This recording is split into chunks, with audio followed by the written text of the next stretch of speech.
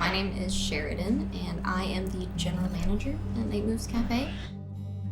I was the person that Devin, the owner, hired when he was about to go on paternity leave with his first child.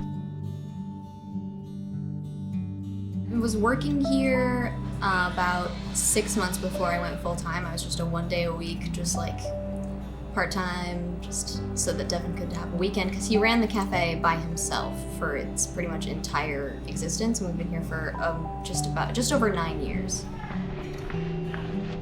Devin loves board games and hates working, and he wanted a place where people could come and play games and learn games, and then the cafe part was like secondary. It was like, well, while you're here, you maybe can get a cup of coffee too, I guess.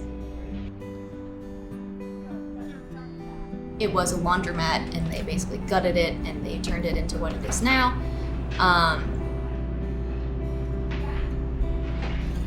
It has changed a lot. It has changed a lot in the last year alone, I will say, since I got here.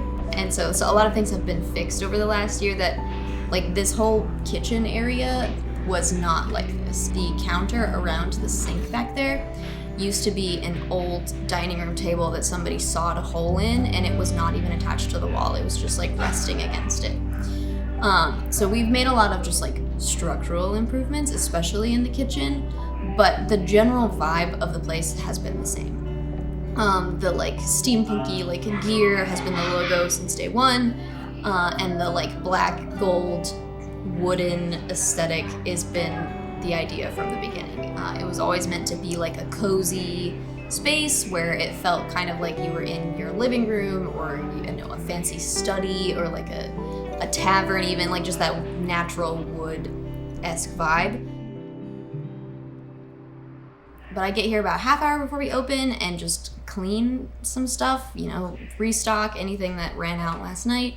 Usually the first hour of the shift, maybe 2 hours depending on the day, is usually pretty slow, and then at about 7 o'clock it kicks off and everybody starts coming in to play games.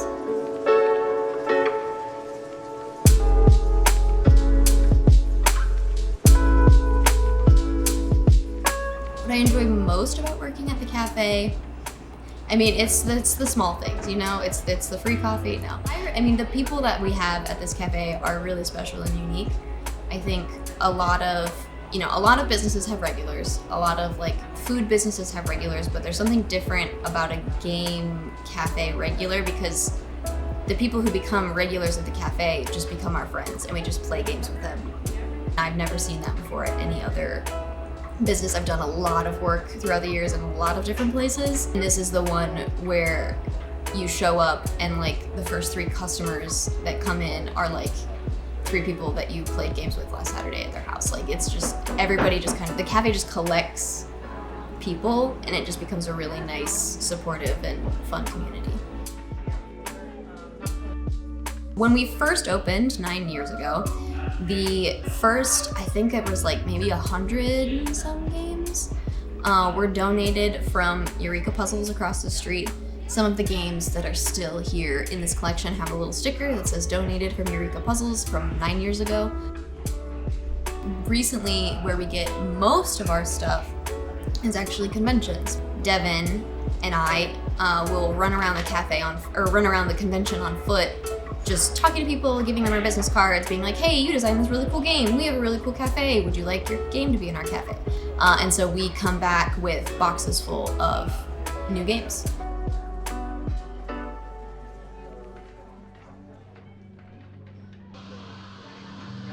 We basically wanted a place for people who don't have a big table to be able to come and play a big game, or like who don't have access to purchase a $70 game. They can instead pay $10 and try it out before they commit, the money to it.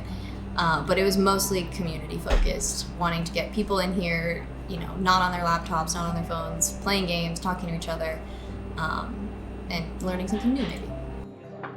If you could sum up the cafe in one word, what would it be? Take your time. Homey. Homey? Homey. I think